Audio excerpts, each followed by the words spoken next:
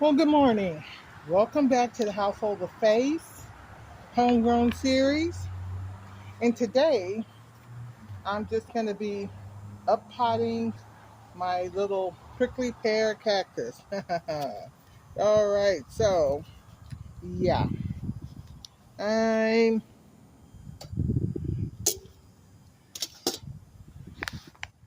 going to be using these tongs. Trust me. Not trying to touch this baby because the needles are fuzzy and they don't like to come out. Now, this had been sitting in a pot that's I have my castor, one of my castor trees, um, the tree that we get our castor oil from.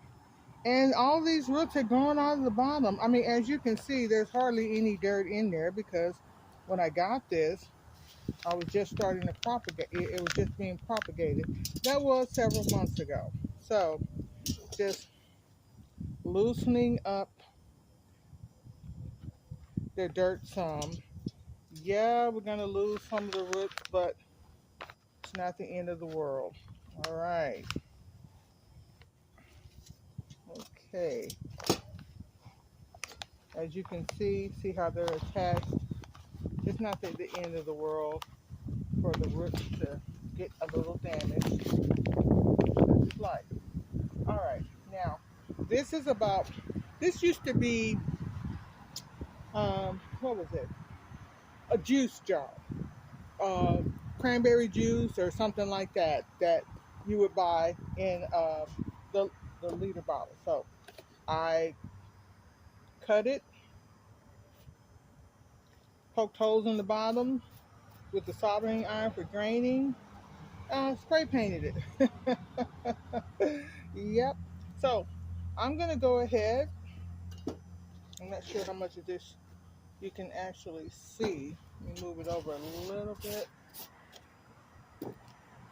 and just gonna take a handful of dirt out. I didn't realize the roots were that long. All right. Then we're gonna carefully put it back in there. Cacti don't need a lot. People will tell you all kind of stuff about soil and blah blah blah blah blah. Okay, that's fine. But I lived in the Sonoran Desert in Arizona for 17 years before coming to Texas. And let me tell you, the dirt that I dug up out of the ground is clay-like. It's not sandy-like. Even when I used to go hiking, when I lived in Tucson, and I would go hiking in the Rincon Mountains because I lived on the east side, and you know, it's illegal. Ouch! Yeah, it's a rose bush thorn. It's illegal to dig a cactus up out of the ground. And I realized, so okay, I was like, all right. So what I would always see when I walked, there was a road on Saguaro National Park. It's an 8 mile road, and I walked that road on a regular basis. And I would see the jumping cholla, all kinds of different cactus, but some of them had fallen on the ground. I talked to the rangers and they said, oh no, those were okay to pick up. So I started bringing with me a plastic container with a lid. You know what? Something very simple. Empty sour cream bowl, empty cottage cheese bowl. I would bring those with me. And I would bring some tongs. I would pick them up and I would put them in my container, take them home, plant them in some of my regular potting soil, nothing special. And they grew like crazy. All right. Normally, when I transplant something, I put the fish emulsion, water on it. I'm going to go ahead and do the same thing with this because other than that, I really don't fertilize my cactus. I really don't. Sometimes when I'm watering, I've got the turtle water that's diluted. I'll give them some of that. But for the most part, I do not fertilize them. And in all honesty, as far as water goes, simply because it got transplanted. and then I won't water it again for several days. All right, now I'm gonna let it sit there for a couple minutes while I finish up with you here. That was simple. Honestly, it takes about 5 minutes, no more than 10. The biggest issue is being careful because these are long needles, they will jab you. These are fuzzy needles. I'm not sure how close you can see that. They're fuzzy. They get on you. It's impossible, let me just say it, to get those needles out with your hand. The best way to get a cactus needle like that, the fuzzy ones, out of your hand is with tape.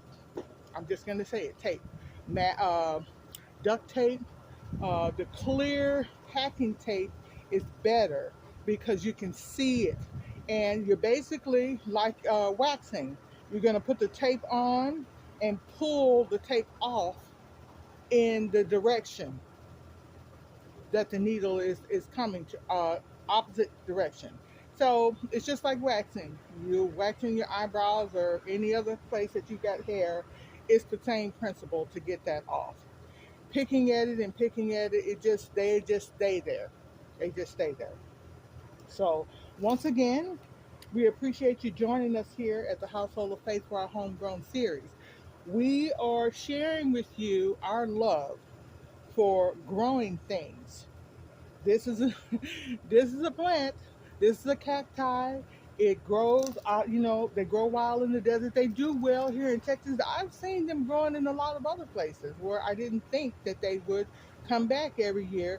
They can survive a lot of cold. You'd be surprised because the night in the desert is cold. It gets down to freezing every night in the wintertime in the desert. Every desert, when the sun goes down, it's cold. So don't be afraid to grow them. If you love them, wonderful. I have a great love for cacti. And I've got some other ones. They don't need to be up potted right now, but when they do, I'll show you. I have a lot of different kind of plants, a lot of different kind of interests. I don't just grow food to eat, which is something that I, want to make sure I stress. All plants have similar requirements. They all need a certain amount of sun, they need a certain amount of water, and they need a certain amount of nutrients. Those are the three basic things. So just knowing which plant needs what will help. A lot of people group the plants together that have the same requirements, and that's fine. That's wonderful. And you know what?